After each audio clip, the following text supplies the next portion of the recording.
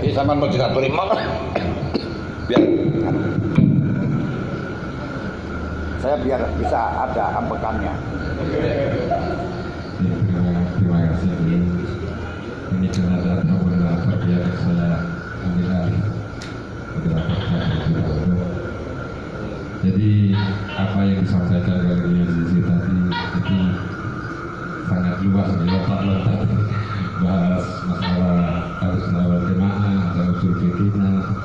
Ini sebetulnya membuka peluang untuk para hadirin semua menanyakan dari segi apa saja, misalnya siap mungkin dari apa yang disampaikan oleh tadi atau sekarang. Tapi sebelumnya mungkin perlu kami sampaikan. Kemarin itu antara teman-teman LBM itu agak bingung menentukan tema apa sebetulnya. Bagaimana kalau tema usul fikih sama kaidah fikih?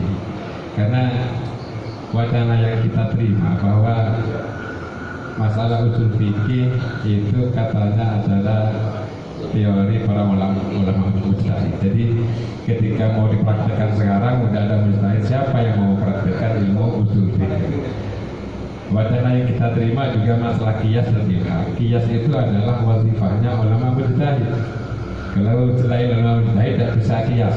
Ilhaq juga ranahnya ulama mujtahid. Kalau mujtahid mutlak itu adalah qiyas, yang ilhaq itu adalah mujtahid madhab. Jadi yang selain itu tidak bisa. Jadi wacana ini yang pengen kami mintakan keterangan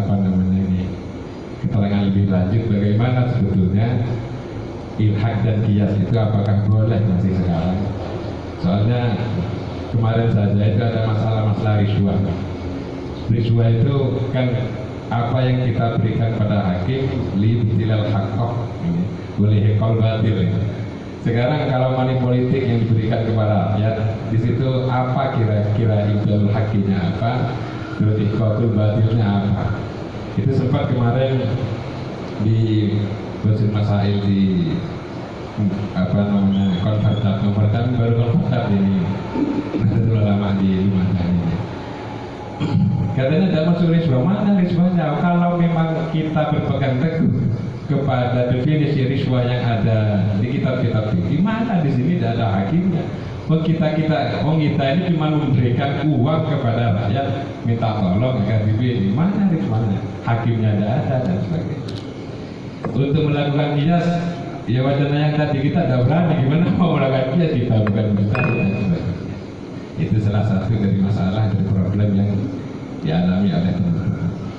Jadi ini saya sementara atau mungkin ada pertanyaan-pertanyaan yang berkaitan dengan materi yang beliau sampaikan tadi itu bagaimana, atau mungkin ada ketidaksetujuan di kiai ini kayaknya terlalu membuka apa istilahnya, mungkin dalam tanda kutip kok kayaknya liberal ini kok kayaknya terlalu bebas. Mungkin itu salah satu yang mungkin mau ditanyakan atau bagaimana. Langsung satu penanya biar langsung dijawab. Ada yang mau nanya ini? Ada mau protes? Riswah ini lagi hangat-hangat, soalnya pembahasan kemarin itu hampir tidak tuntas gitu. Kalau memang itu sebetulnya titik perbedaan pendapat kemarin, masalah rakyat yang diberi uang itu memang mau disamakan dengan hakim apa tidak? Karena kalau riswah yang ada di kitab-kitab fikih, di masalah itu dulu ya. Terima kasih. Untuk ilhaq dan qiyas tadi sudah saya sampaikan bahwa kita menggunakan Na'imatul Arba'ah dengan manuskrip lama, tak memadai, dan memang kondisinya sudah nggak sama. Kita paksakan nggak bisa. Kalau kita langsung menggunakan Quran hadis dengan pakai istihad akan dianggap liberal. Makanya satu, saya tawarkan jalan tengah, kontekstualisasi turos. Dengan caranya kita pakai manhaj. Kenapa beliau merumuskan semacam itu? Harus kita kembangkan. Nah, seperti dalam masalah murtad dibunuh loh. Ini tidak sekedar murtad, kita lihat asal mulanya bagaimana. Apalagi di dalam konsep negaranya tidak sama. Terus kenapa dulu kok tidak boleh dan seterusnya, itu perlu dikaji kembali. Ini banyak sekali yang sudah sampaikan tadi, itu banyak yang memang dalam kita memang cari tidak ada, itu memang nggak ada. Tapi kalau kita nggak bisa semacam itu, maka akan bahaya bagi kita, karena semua Khulafaur Rasyidin itu melakukan kebid'ahan,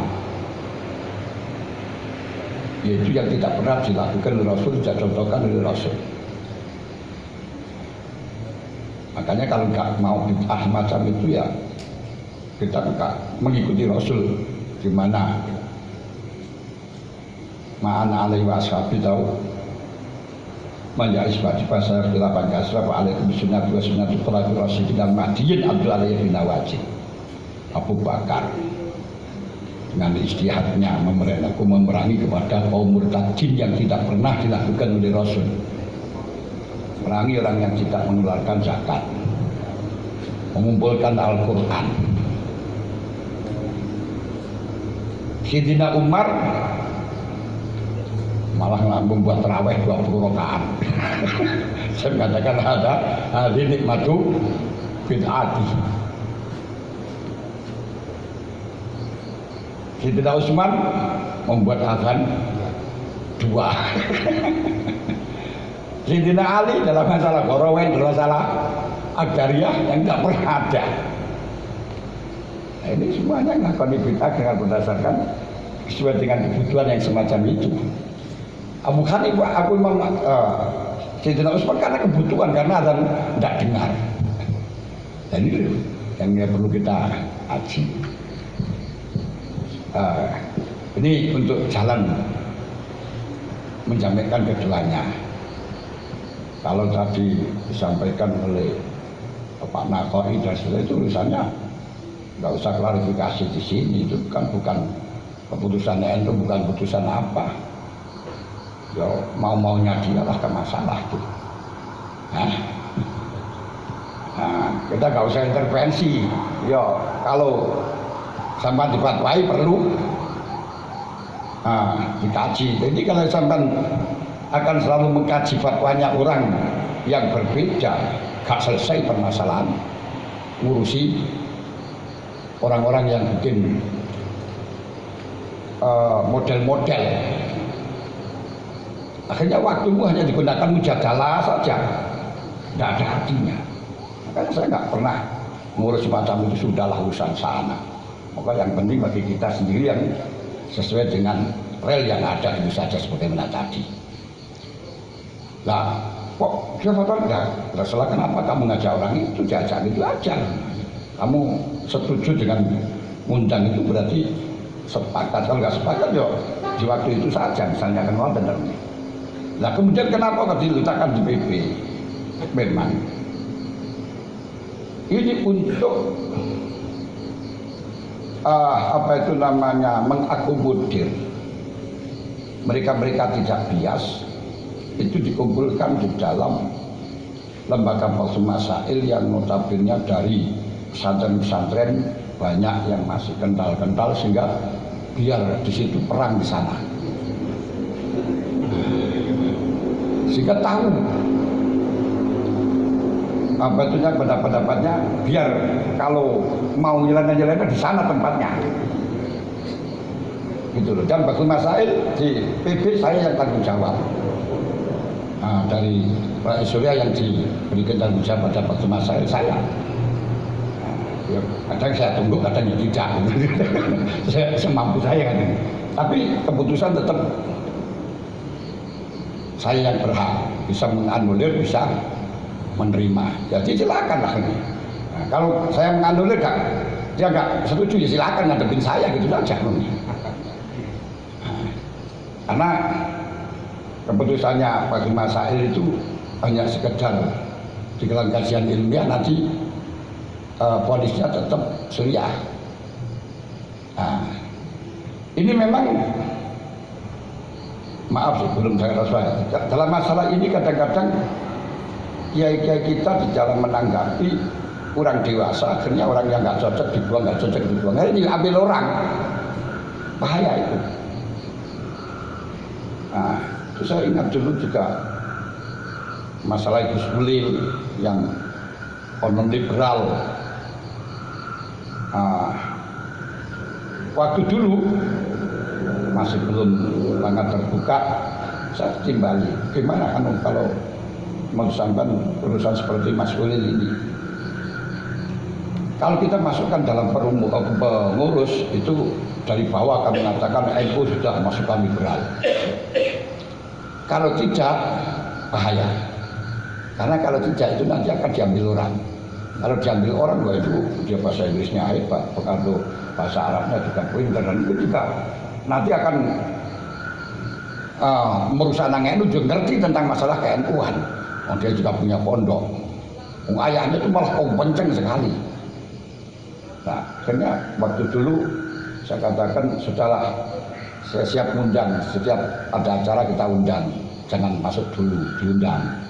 Dan lama-lama juga lunak, betul. Nah, kalau langsung sama hilangkan, wah itu masih bahaya. Kalau manusia itu bin alam mukhalafah. Bin mukhalafah itu karena al-khalif turaf. Kalau diangkat akan turun, kalau diturunkan akan naik. Seperti bal kasti itu, kalau kamu lemparkan ke atas tinggi-tingginya akan turun juga. Tapi kalau kamu banting akan naik. Ini jangan langsung kamu banting ini. Kadang-kadang dia yang emosional semacam itu, sehingga warga kita banyak yang takut kepada mereka ini karena kita tidak bisa mengayomi. Dan sudah wajar lah pendapat-pendapat semacam itu, orang itu yang kalau sebelum 28 yang tahu itu aktif istilahnya wa sinasana yang tahi akluhu bisa marin wa sinasana. Usia manusia itu kalau sudah 22 tidak bisa tinggi lagi. Keseimbangan emosional dengan rasional itu kalau sudah 28. Kalau belum semacam itu, emosionalnya yang kuat, yang mendominasi. Sehingga ketika tidak mendapat papan di organisasi kita, kalau dia tidak ke mana membuat sendiri, akhirnya ya sudahlah, sampai lihat dalam pengurus saja kalau yang nggak jadi terus ngoceh terus ya. Itu semacam itu lalunya itu. Masa metodologi yang harus kita pahami semacam itu. Makanya sistemnya biasanya kalau yang vokal dikurung di mana gitu kan. Kalau kau biarkan itu nanti, ini saya tidak perlu mencontohkan, tapi insya Allah sampean paham kan ya. Orang-orang yang sampai ngarani NU sekarang sudah gak karu-karuan kan, itu kan yo aktivis NU. Kenapa? Karena gak dikasih panggung. Nah itu loh permasalahannya. Dia cuman tingkat keparahan itu yang perlu masalahnya. Kalau masalah pendapat asalkan adabnya itu masih dengan kiai bagus, seterusnya masih tidak perlu. Kalau masalah pendapat bisa, tapi kalau sudah dengan kiai gak sopan, gak adab itu ya sulit memang itu. Ini rahasia, tidak usah diaek. Tapi harus kita pahami, harus kita pahami kedewasaan ini yang sangat penting. Mulanya biasa santri-santri dua blok itu malah ngalim-ngalim mereka didongakno langsung dengan kiai ini, loh, betul. Ini biasanya kan nanti. Bukan berarti langsung diusir, mondok ngusir. Santri dablek itu pondok-pondok yang nggak tanggung jawab. Tak tanggung jawab untuk menjadi bengkel akhlak. Mesti yang semacam itu perlu dibina, jangan dibinasakan. Ini penting ini. Masalah rasuah. Saya itu dikeroyok oleh DPR sing Nganjuk waktu Jalur Ansor ketika masalah bicara rasuah. Kalau tidak boleh rasuah kita tidak punya DPR. Kalau tidak punya DPR maka tidak punya alat untuk menyambung pendapat-pendapat kita, ide-ide kita. Aduh, gitu. Dan realitanya semacam itu, kalau nggak rasuah nggak jadi. Waktunya yang boleh, yo sudah anu saja. Saya itu bukan nggak bisa jawab masalah ini, sulit tuh jawab beneran nih. Nah, jawabannya kan kita gampang. Ya ini yang paling ringan. Dari kaidah kuluma harumah itu ukhrajat al-sya'a. Jadi ku tahu lillah limin disalamati hati. Nah, disalamati hati. Tapi itu pun dengan catatan karena pertimbangan tadi. Kalau nggak pertimbangan berarti ada yang saleh, nggak boleh. Dalam hal ini kita tidak usah di dalam masalah riswatu itu hakim itu definisi secara fikih asalnya apa? Kata rasuah itu limail liljur untuk tidak konsis, tidak komitmen. Sehingga kalau kita mengajak seseorang supaya dia itu supaya tidak komitmen apa saja itu rasuah haram. Nah, sedangkan dalam fikih itu adalah biah. Di ben wong maksiat, ben wong nakal dian, ini rasuah. Nah kalau itu ben baik, lain. Kalau biar itu baik dan keharusan baik itu baik itu keharusan, itu bukan rasuah tapi menerima tetap haram. Karena tidak harus seperti itu.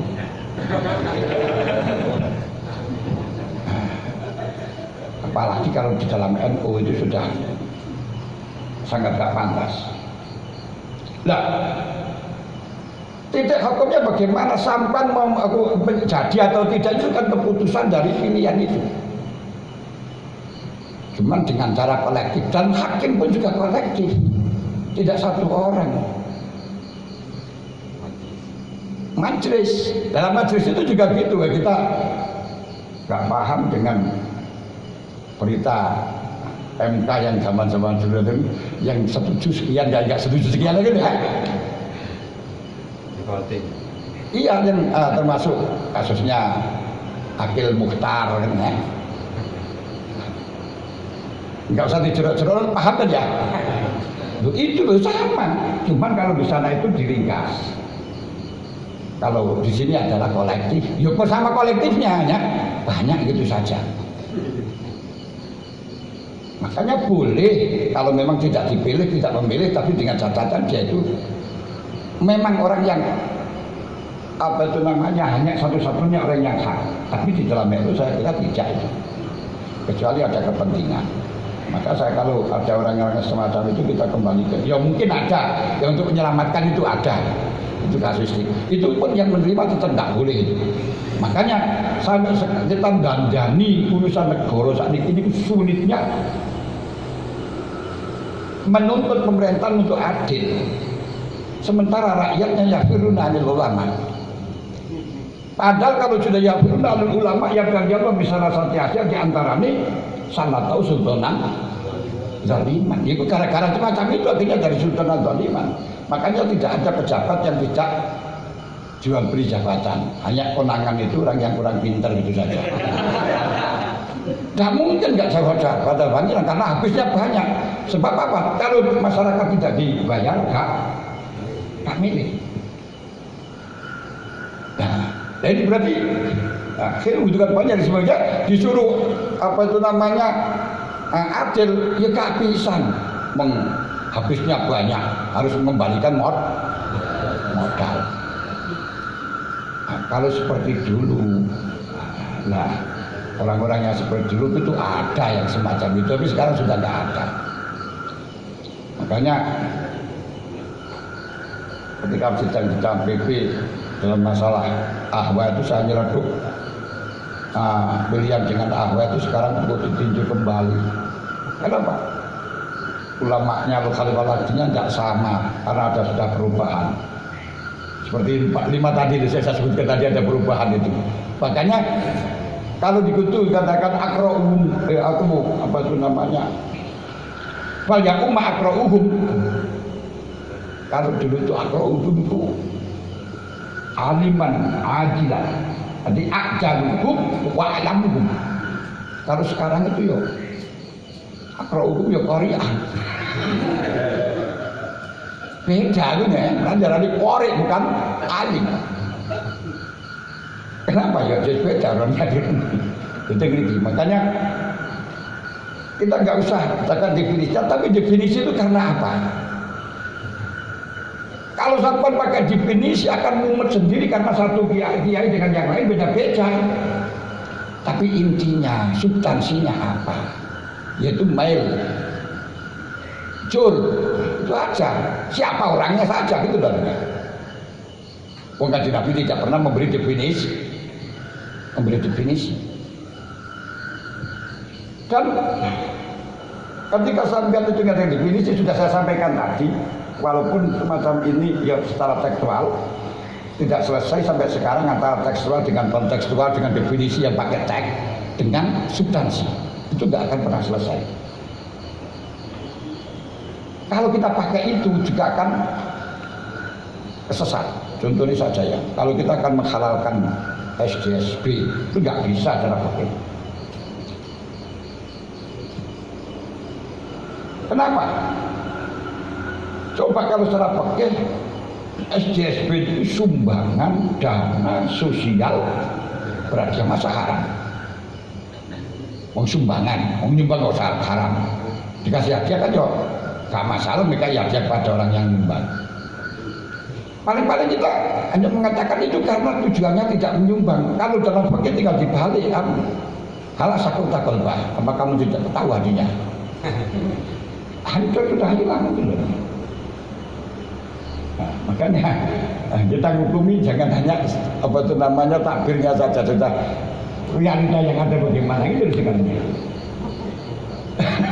Makanya ketika diharamkan SDSB terus saya buka, maaf saya akan menghalalkan SDSB, siapa yang akan ngerok pendapat saya?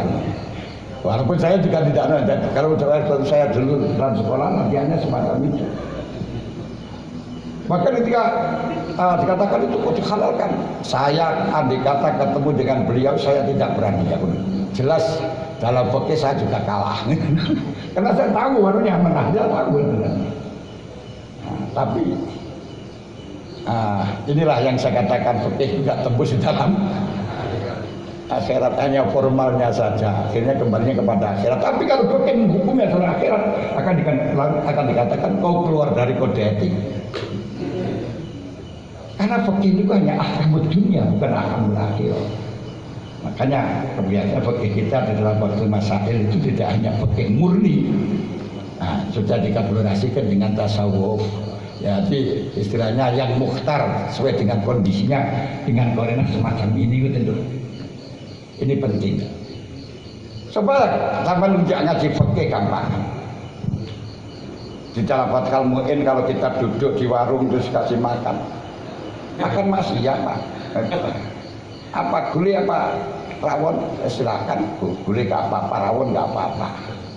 Terus makan minumnya apa? Susu apa kopi apa teh? Ya tidak apa-apa, susu tidak apa-apa, sebenarnya mau saja. Terus terima kasih ya atas kependungnya orang itu. Cara fikih, halal ini saya nggak akan transaksi loh, ini loh. Betul, tapi jelas beliau memberikan itu bukan karena cuma-cuma. Tapi ini dijalan dengan fikih nggak bisa. Ya, makanya jangan terlalu ngantor dengan ibarat itu. Itu bagaimana? Saya ajak tadi, coba kontekstualisasi. Nah, kenapa ada seperti itu? Kenapa ada seperti itu? Insya Allah sahabat belajar nggak begitu banyak itu akan mengembangkan keseluruhannya. Makanya dilihat kenapa seperti itu, kenapa seperti itu. Dan itu nanti akan juga berbeda dengan yang lain, bisa dengan seperti yang ada bisa. Nah, kalau ada orang yang nggak setuju, silakan, tidak harus setuju, saya kan gitu. Kenapa harus setuju? Semuanya pendapat ulama fikih dulu itu tidak ada yang setuju, tidak ada yang sepakat. Pendapatnya Imam Romli setelah Imam Ibnu Hajar selalu tidak sepakat. Pendapatnya Ibnu Hajar, Imam Romli selalu tidak sepakat. Karena apa? Ulama yang seperiode itu jarang yang mau menerima pendapatnya orang lain. Tapi kalau saya silakan, nggak apa-apa, silakan nanti orang-orang setelahnya kita yang akan nilai gitu saja dengan orang sekarang. Kalau sekarang sudah saya sampaikan tadi, penyapa kok harus kembali kepada Imatul Arba, Ananiyah yang ada. Saya yang paling. Ini loh yang menjadikan masalah. Jangan kita kembalikan pada musyawarah, betul lah. Saya nggak bisa paham. Ini ya akhirnya dihentikan istilah Aimatul harus dikembalikan ada Aimatul Arba, ya penyebabnya semacam itu padahal pada tahun itu, apalagi sekarang. Niki, nanti sampai pakai niku gampang. Dan bagi saya nggak terlalu banyak ngotot cari kitab.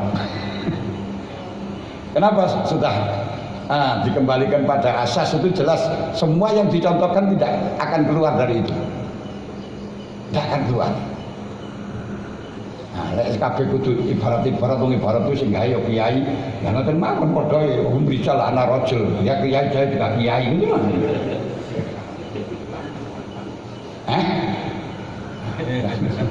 Nah, makanya yang sekarang kadang kita terlalu mendewakan ini harus kita fokus dari orang Timur Tengah, walaupun kita muasarah. Yang saya sendiri kadang-kadang ini kitab ini nggak boleh, silakan, nggak boleh, saya nggak sepakat dengan ini, bilang aja. Saya mau ketemu juga berani menjajalah dengan dia. Itu juga keputusan pribadi. Apakah dia lebih benar gerung begitu? Nah, asalkan kita punya ajaran barang jelas itu saja, gitu loh. Paham ya ini? Nah, sudah jelas selesai. Mungkin. Cuma kan kita di pesantren itu kan kita salah semua. Iya betul. Tidak betul dari itu semuanya. Bahkan doktrin pesantren itu ada doktrin terkenal Tutul Khairin Bibtidah Imam Salaf Betul Syafrin Bibtidah Imam Salaf. Jadi gayanya apa yang dilakukan Mu'in itu yang dipraktikkan ketika masa. Ketika masalah kontekstualisasi itu apa, kira-kira ada rencana menuliskan fikih baru nih yang sekiranya kontekstual dengan keadaan sekarang. Soalnya ya itu kitabnya di kitab itu di pesantren semua kayaknya di rata-rata pesantren itu ya itu ya, sehingga ketika bermasalah di marotinya ya itu saja ya. Sampai marosinya dalam Fathul Mu'in, Fathul Qarib, tapi apa jawabannya sesuai dengan teks? Kan tidak. Enggak, itu aja maksud saya kalau bahasa Arab kan hebat enggak. Contoh saja, saya pernah bahasa saya di sana, yang bahasanya itu ada orang mempunyai hutang pada zaman Belanda. Itu aku dulu itu pertanyaan 500 perak. Di mana pada waktu itu 500 perak itu menjual sapi satu pasang, nggak dibayar-bayar, kemudian dibayar sekarang. Pada waktu itu 500 itu dapat nasi bungkus. Kalau sekarang nggak boleh. 500 itu untuk pengamen saja yang mau. Nah itu yang dimenangkan yang mana? Yang katanya kan saya utang 500 ya bayar 500. Yang menghutangi saya 500 itu bayar aku jual sapi sak pasang dong. Mau saya dikasih 500 sekarang. Mana yang dimenangkan? Dalam kitab-kitab wa'in rojat rawajan hukum itu dimaksud wa'in amtola sultan. Ketika hutang itu harus dikembalikan sebagaimana yang dihutang. Kalau fulus dikembalikan fulus, wa'in amtola sultan. Akhirnya 500. Waktu itu saya nggak pernah bawa takbir. Saya yang dimenangkan yang menghutangi. Tapi bukan yang menghutangi dengan sapi jual 5 pasang, tapi 500 zaman dulu harganya berapa? Senilainya berapa? Nah, nilainya uang 500 zaman dulu itu. Nah, di sini kata wa'ina sultan perlu kita ketahui uang dulu dengan sekarang itu konteksnya beda. Kalau dulu fulus itu perak, kalau rubel itu emas, dan ketika dibatalkan sultan masih laku sama, masih bisa dijual. Kalau sekarang bukan hanya mitangsi itu kalau sudah dibatalkan sultan sudah laku. Mulane uang dulu gak payu, ngono lho. Nah, ini harus pahamannya itu saja, tinggal lalu saja. Teksnya sama, bukan kita berubah, tapi taujiahnya. Dan